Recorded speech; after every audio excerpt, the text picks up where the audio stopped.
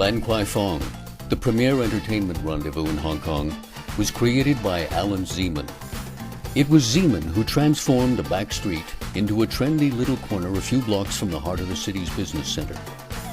Today, Zeman owns nearly 70% of the properties there, including a number of exotic restaurants, bars, and clubs.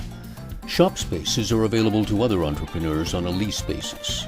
I started Lan Kwai Fong about 30 years ago because at that time, even though I was in the fashion business, I had many designers and buyers coming to Hong Kong. And Hong Kong was very different in those years.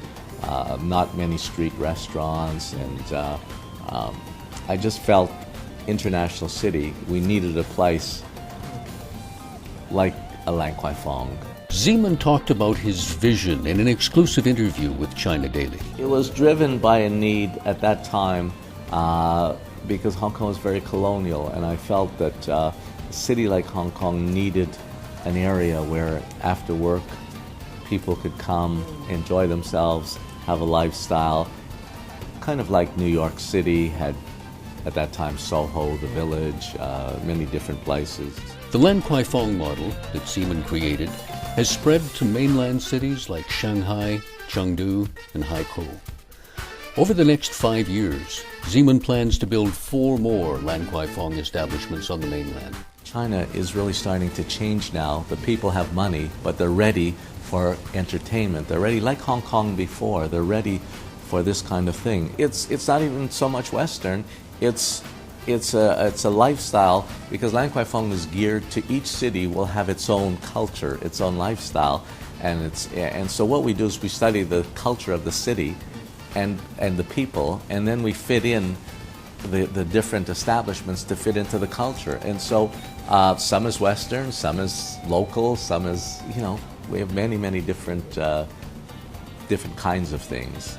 Zeman also holds the high-profile position of chairman of Ocean Park, a position to which he was appointed by the government in 2004. As Zeman came to the post, the theme park was operating in the red and attendance was chronically low. In just a few years, his vision and entrepreneurship turned the tide and transformed the local attraction into one of the best aquatic parks in the world. Ocean Park is geared for families, kids, parents. Ocean Park is about education, conservation, all the green, the ocean, live animals, teaching people, young people, old people, middle-aged people, about the importance of the environment, being a good corporate citizen. And we do it in a very entertaining way. When I came there, it was just a local theme park.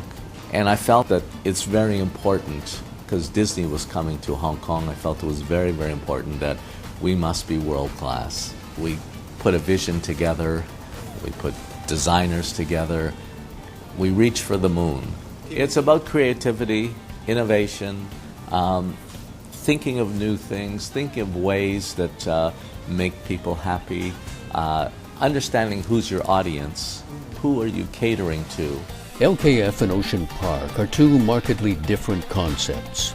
Zeman describes the Lan Kwai Fong Entertainment District as a personal venture, with his unpaid position at Ocean Park described as a public service. Behind both success stories, however, were Zeman's creative and innovative flair. There's such a great feeling of satisfaction knowing that you're bringing happiness to people's lives.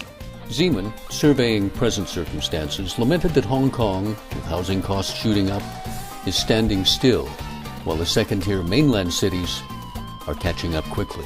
Hong Kong, we're stuck arguing about filibuster, about what's right, what's wrong, the check and balance system. We're losing sight of the big picture. And what worries me is I see what's going on so quickly in China. And if we continue in this way, we will be marginalized. Hong Kong benefited very much by being part of China. China is the one that helped Hong Kong to, with sending tourists, 44 million tourists this year, keeping the economy going here, making Hong Kong a renminbi trading center, the most important thing for Hong Kong at the moment. we need to get behind the new chief executive. We need to let him put his team together and get started on seeing how we can upgrade society. 2017 is a big year for Hong Kong as well. Beijing has said that they will allow universal suffrage. Many people claim that only 1,200 people elect the chief executive, so it's a small circle election. If everyone can vote, no matter what the system is, if everyone has a chance to vote, at least it will give the government more legitimacy, and that will help the government to be able to move forward easier. We have a new chief executive coming. He wants to change the structure of the government, and I can see that chief secretary, the original post, had covered many different departments. It's very difficult to spend a lot of time on each department when you have such a broad base. Financial secretary, same. I think the fact that you're going to have a deputy financial secretary, a deputy chief secretary, I think will help to reduce some of the burden and maybe do a better job if it's done right and with the right people. Just having the post doesn't really help. You need the right people in place to really make a difference.